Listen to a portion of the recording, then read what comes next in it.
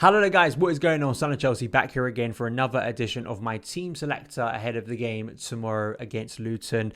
Previewing this game is interesting. Of course, Lampard's very spiky press conference yesterday. We now need to see that intensity and confrontational nature replicated on the pitch with Lampard's team. If we don't, I think a lot of people will turn and look to that press conference in a very different way.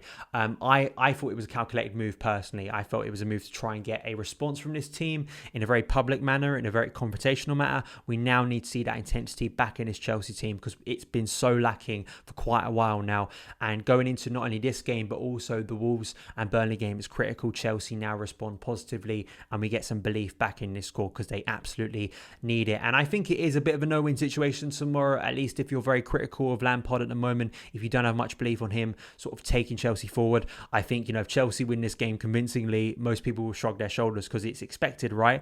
But internally, it could be the opportunity, a bit like Morecambe, to get some confidence back in some players, especially attacking-wise, going into games upcoming. Because even though I do think there's going to be some rotation with key players who are going to be taken out after Leicester, I think the bulk of this team is going to be looking like a first team, especially in an attacking sense, who could be relied upon against Wolves. But before we get into that good stuff, I want to ask you guys, if you haven't already, hit that subscribe button and the notification bell so you never miss an upload. Also, hit that like button because it helps out the channel as well. So, team news: N'Golo Kante is still out and Olivier Giroud has been training. Kante, we need him desperately back in this team. I know obviously he was struggling in form before that injury, but we need him back in this midfield because we're lacking so much there when we don't have him. And it's great to have Giroud back in the fray. I expect Lampard to rely on him, maybe not tomorrow, but especially in these Premier League games, because as we've seen before, Lampard can rely on Giroud in difficult moments, so I expect him to be playing again soon. And we know that this is the best chance of silverware for Lampard and Chelsea this season, given the nature of this draw.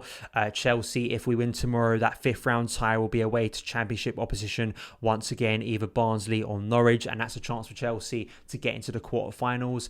I look round at, say, Man United, Liverpool. One of those is going to be knocked out this weekend. Arsenal have just been knocked out to Southampton.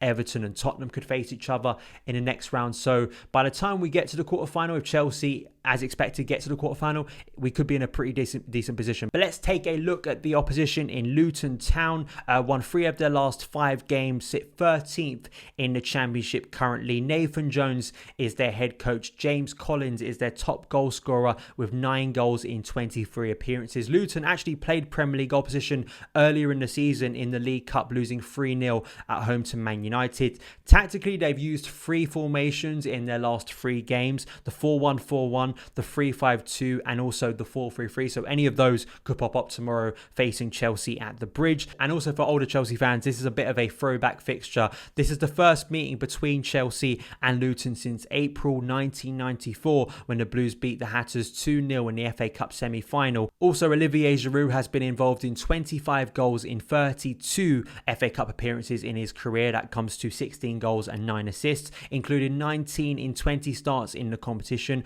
12 goals and 7 assists. So being fit once again, he could absolutely feature tomorrow and could have a starring role for Lampard in the team. But let's get in now to my predicted lineup for the game. I expect some rotation, but I expect still very strong players to be fielded tomorrow by Lampard. I don't expect a change in formation yet.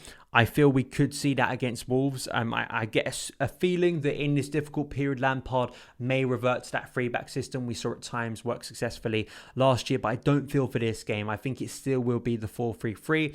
Kepa returning after playing in the last round, and Kurt Zouma's game was also in the last round against Morecambe, to the surprise of a lot of people, including myself, that he didn't play against Leicester in midweek. And I expect him to play tomorrow, and I also expect him to play and be back in that team for Wolves, because I'm a bit surprised that Lampard took Zouma out, because he's been one of our best players so far this season. Christensen is back fit, so could start here as well. So you could see both centre-backs against Leicester being changed here by Lampard. I think Emerson too will be back alongside Cesar Azpilicueta. So I think both fullbacks for Lampard will change tomorrow and be swapped out for Dave and Emerson. Going into midfield, I think Billy Gilmour will return. I think this is a great opportunity to give Gilmour minutes once again. I think he should be playing a lot more, especially with N'Golo Kante's injury problems at the moment, not having a natural deep player, especially one that you can trust. I think Jorginho, absolutely, of course, we've seen playing this role before, but I think you've seen the struggles of Jorginho this season. He's just been in such poor form.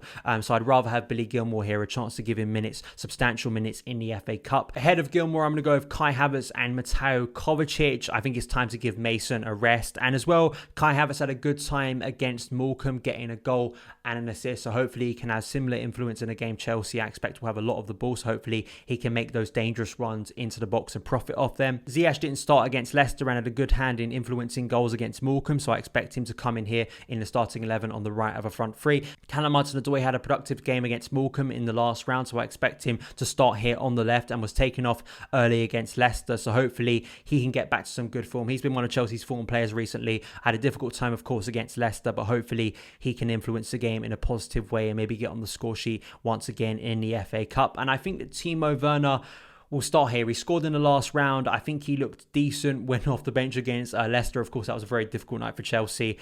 I could see Olivier Giroud. I could see Tammy Abraham. We get back to this issue once again of having three very different strikers, three very different options.